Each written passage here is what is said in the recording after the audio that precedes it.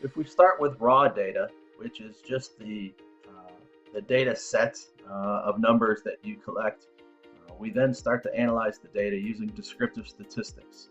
These are specific mathematical formulas that are used to help to describe the shape, the location, what does our data look like, what's our data doing.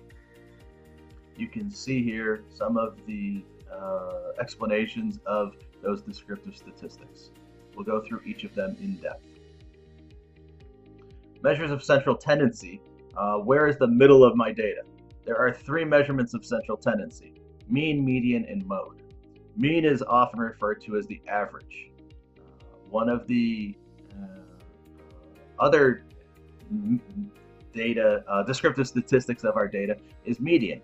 Median is the middle number of our data set when put in order. 50% of our observations are below the median and 50% of our observations are above the median. If we have an even number of data points, we'll take the average between the two middle numbers. And then mode is the third measurement of central tendency. Mode is the most frequently occurring number in our data set. We will run descriptive statistics on variable data only, not attribute data. Therefore, we will end up with a mean, we will end up with a median. We may not end up with a mode.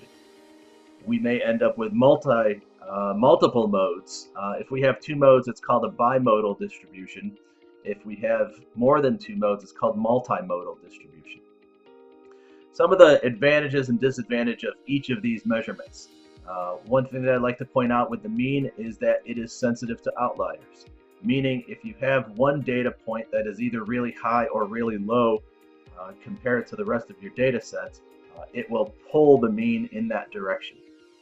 The median is not as sensitive in the sense that it is only one data point, so it'll only shift the median one or one half of a observation in either direction. The mode is not affected by outliers at all. Measurements of dispersion or spread.